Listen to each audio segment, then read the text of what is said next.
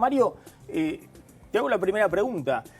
¿Argentina está de nuevo en esa situación, lo que hemos estado viendo de el gobierno que le dice a Sturzenegger bajar la tasa de interés y Sturzenegger no quiere bajar la tasa de interés? O un sector que le dice al gobierno bajar impuestos para darle competitividad a las empresas porque no podés devaluar porque la inflación nuevamente reaparece. ¿Estamos de nuevo en esa situación? Este no es un síndrome argentino únicamente. Yo te podría explicar todo esto perfectamente. Necesito un curso de 3 meses, dos veces por semana. Porque lo que vos estás planteando acá es el centro del problema macroeconómico. Porque la cantidad de instrumentos que el Banco Central tiene para llegar a todos esos objetivos no es suficiente. Tiene menos instrumentos que objetivos. Lo que vos decís, por ejemplo, ¿por qué el Banco Central no baja la tasa de interés? Porque si bajaría la tasa de interés tendrías un problema mayor de salida de divisas, pero también tendrías un problema inflacionario.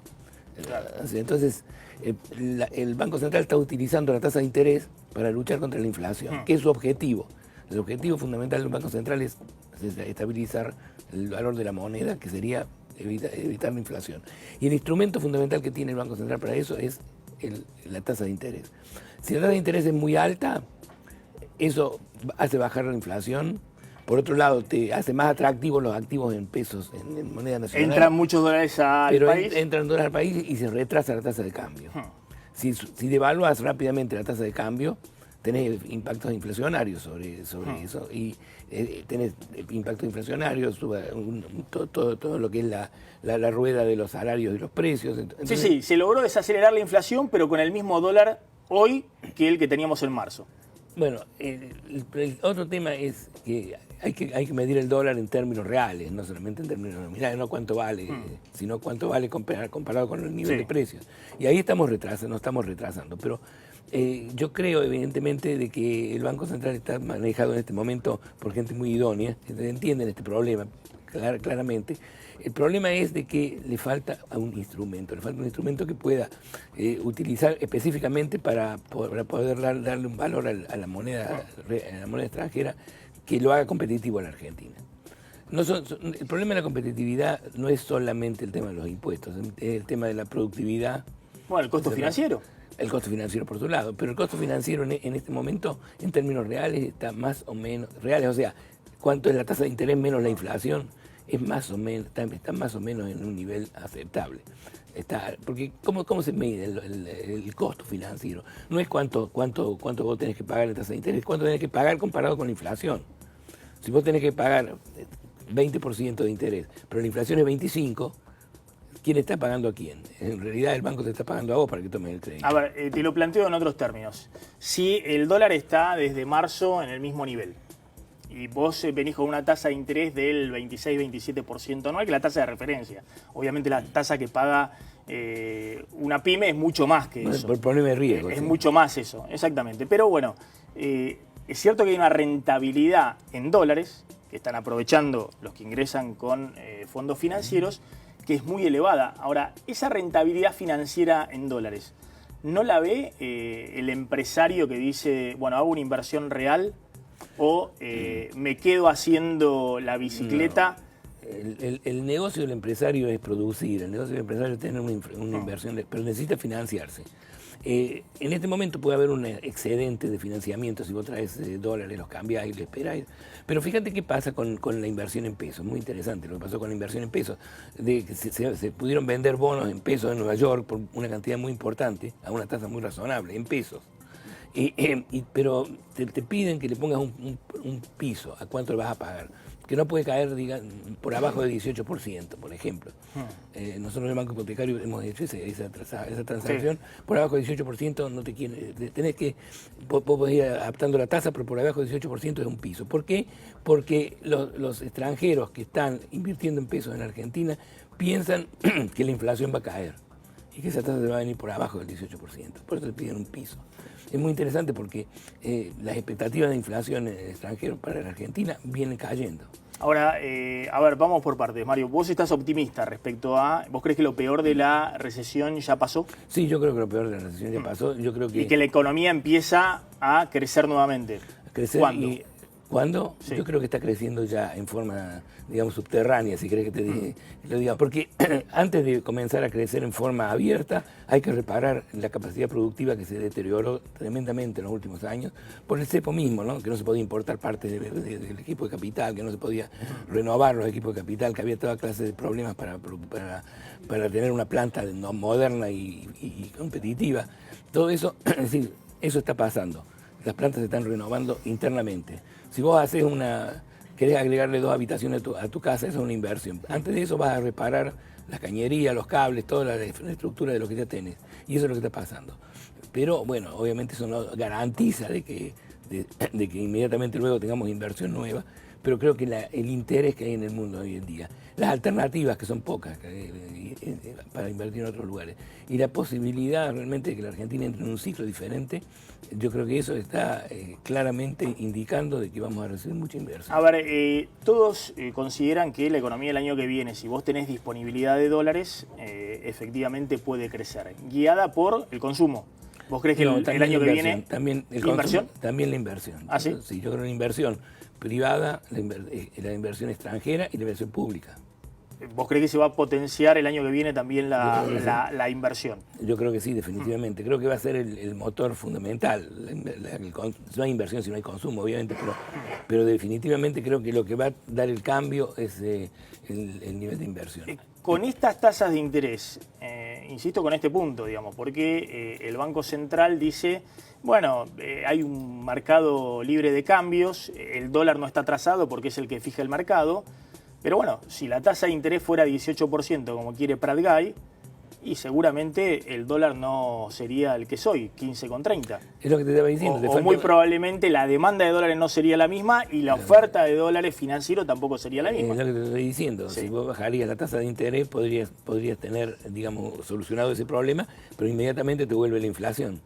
Y además, inmediatamente te baja la demanda por pesos, que es algo que vos querés crear. Es decir, que vos pensás que se debe priorizar hoy, antes de unos puntitos más de crecimiento, seguir apostando a desacelerar la inflación con una tasa de interés alta. Yo creo que se pueden hacer ambas cosas, pero obviamente si hay que tener una transición en la cual el costo de bajar la inflación a un nivel realista, pero digamos aceptable, es que la economía va a crecer un poquito menos por debajo de su potencial, yo creo que vale la pena, pero yo creo que no hay necesariamente esa contradicción, porque cuando vos ves que la tasa de interés es alta y que se va a mantener porque el gobierno está dispuesto a mantener su política antiinflacionaria así como viene, y entonces vos sabés bien que el problema de la política monetaria del Banco Central es que el efecto de sus políticas tiene un gran rezago.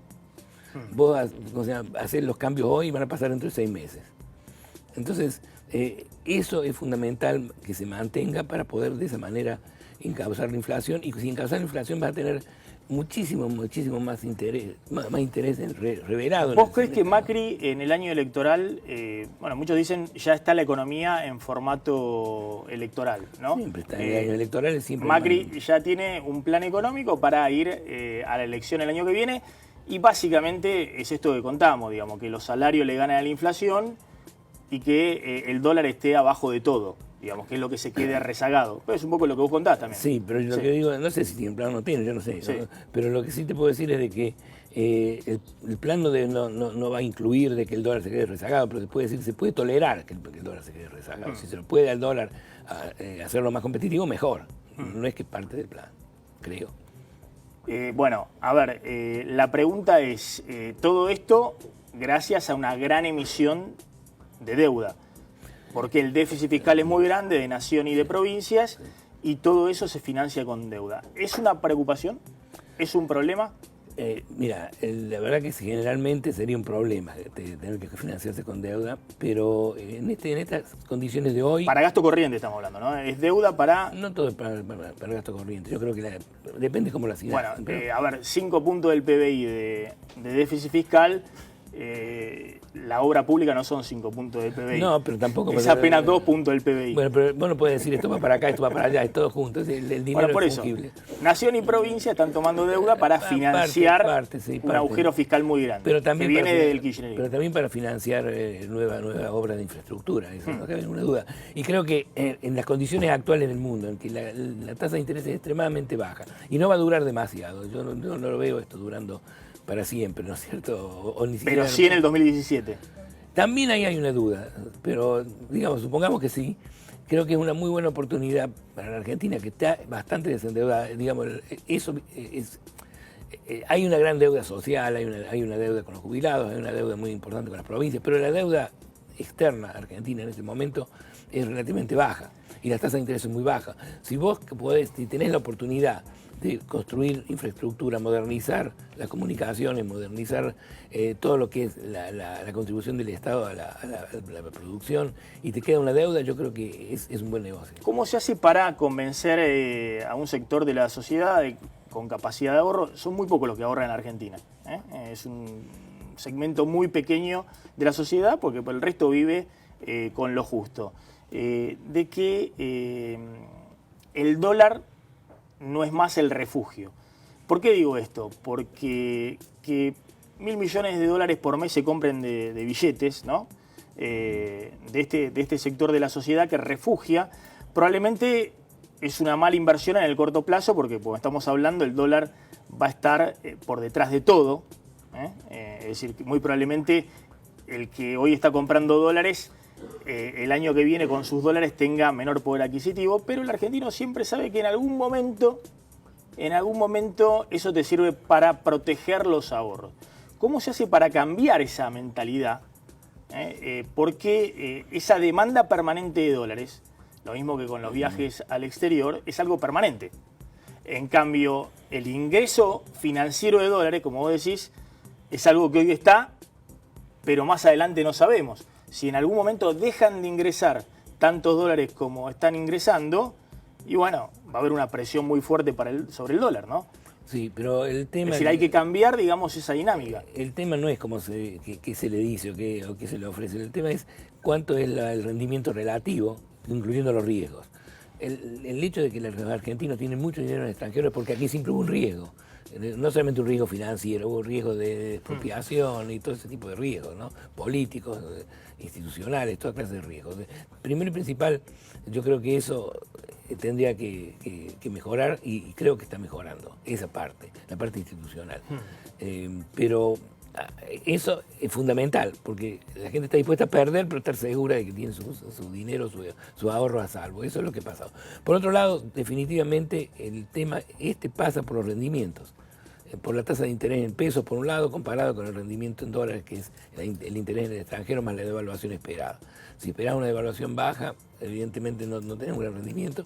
La única forma de atraer ese dinero acá, atraer esos ahorros acá, es con una tasa de interés alta, pero una tasa real de interés alta. Y eso es lo que el Banco Central está tratando de hacer. Está ocurriendo algo interesante, que es cierto que hay tanta demanda de dólares como había antes del cepo, pero es cierto que una parte importante queda depositada en los bancos. Exacto. Es decir, no va a la caja de seguridad o al colchón. Esto significa que no hay desconfianza en los bancos. Y que los bancos tienen más recursos para poder prestar, a pesar de que la tasa es alta. Claro, pero prestar en dólares para los bancos solo le pueden prestar hoy a los exportadores. Pero digo que hoy en día ha habido éxito en colocar papel, colocar bonos argentinos en pesos en Nueva York. O sea, los bancos pueden movilizar pesos a una tasa más baja que la tasa de los depósitos en Nueva York. A ver, vuelvo a la discusión esta del blanqueo. ¿Vos sos optimista? ¿Crees que va a haber una gran cantidad de fondos con el blanqueo? Hoy estamos, contémoslo, hoy está en el periodo en el cual tienen que ingresar los dólares del colchón o de las cajas de seguridad. Es decir, los que es más difícil detectar para la AFIP, ¿no? Porque la AFIP no puede detectar a alguien que tiene una caja de seguridad o en el colchón. Es decir, lo que ya se sabía que en todo caso va a ingresar poco. Se puede abrir la cuenta especial hasta el 31 de octubre y después se puede depositar hasta el 21 de noviembre los dólares.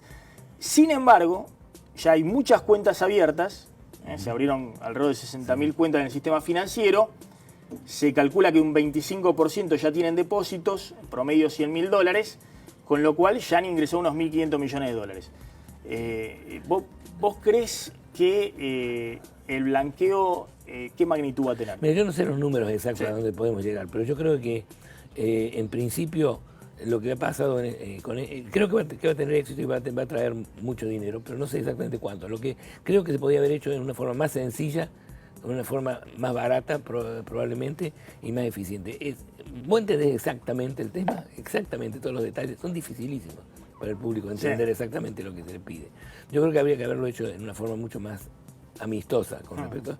Pero por otro lado, dejando eso de lado, la situación internacional hoy en día es tal de que tarde o temprano, y probablemente mucho más temprano que tarde, va a ser prácticamente imposible mantener secreto de tus activos en el extranjero. Aquellos que tienen activos, depósitos en el extranjero, claro. Depósitos, en el sistema financiero en el extranjero. Pero bienes reales también, inversiones. Inmuebles y inmuebles, lo que sea. Todo eso va a haber un intercambio tarde o temprano de información que va a ser muy difícil. Y además hoy en día está prácticamente muy difícil. Vos querés abrir una cuenta en el extranjero, no te la van a abrir. Es muy difícil. ¿Coincidís con la versión de que pueden ingresar 30.000, 60.000 millones de dólares? A ver, para completar esto, si se llenan las cuentas, esta porción del blanqueo al 21 de noviembre puede ingresar 6.000 millones de dólares. Algunos dicen más, menos, pero bueno, se sabía que esta era la porción minoritaria del blanqueo. Sí, la de los colchones o las cajas de seguridad. Lo que no se sabe es si esto es el 10% del total del blanqueo o es el 20%. Si fuera el 10% del total del blanqueo, como que entren 6.000 millones de dólares ahora, puede significar 60.000 millones de dólares. Si es el 20, son 30.000 millones de dólares. Y si tengo que apostar, yo apostaría acá más que acá. Sí. 30.000 millones de dólares. Yo creo que sí. Yo creo que este es un número muy alto, ¿no? Sí, pero, bueno, una cosa es que entren y otra cosa es que se hagan con ellos, ¿no? Porque también tenés el tema de que vos podés blanquear y dejarlo en la cuenta.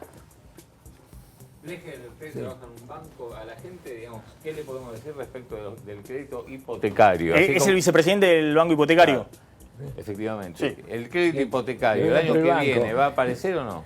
Mira, el crédito hipotecario tiene un problema muy claro, y en Argentina tiene un problema muy claro. Estás hablando de un crédito a largo plazo, ¿no es cierto? Que hipotecario por definición tiene que ser un crédito a largo plazo. Y los bancos deberían poder financiarlo, pero para poder financiarlo con depósitos a 30 días, ¿no es cierto? A tasa variable, un crédito a 20 años con tasa fija es muy difícil. Por eso el gobierno ha tenido que tomar participación activa. Tuvimos el programa Procrear, que funcionó muy bien, pero muy pequeño. O sea que todavía usted no es optimista. Yo creo que hay un movimiento en este momento en la dirección correcta con respecto al... O sea, hay mucha más demanda de depósitos por peso a plazos más largos, a tasa fija, de lo que había antes. Pero todavía es muy, muy pequeño. Lo que pasa es que si Pratgay insiste con esto de endeudarse en pesos, digo, a los bancos les será también complicado, ¿no? Prestar a largo plazo. No, yo creo que al contrario, si el mercado en pesos se alarga, tanto porque el gobierno tiene mayor credibilidad y puede conseguir fondos más baratos y a largo plazo, y tanto porque los bancos, como decíamos recién, la gente tiene más confianza en los bancos. Entonces creo que eso va a tender a la larga a mejorar la fuente de financiamiento. A ver, mire lo que decía hoy Macri, ratificando el tema de aumento de tarifas en el 2017, que ya había dicho Aranguren, y hoy la ratifica también Macri en un acto que hizo en La Matanza con el tema de las obras del Metrobús. Es decir, acá había dudas, hoy las distribuidoras eléctricas dijeron que querían, el viernes son las audiencias públicas, en febrero otro aumento del 70% de la luz. Está en el presupuesto, que el único recorte es por el lado de los subsidios, básicamente luz y gas, pero bueno, había dudas que si en el año electoral Macri efectivamente iba a hacer recorte de subsidios y volver a subir las tarifas energéticas.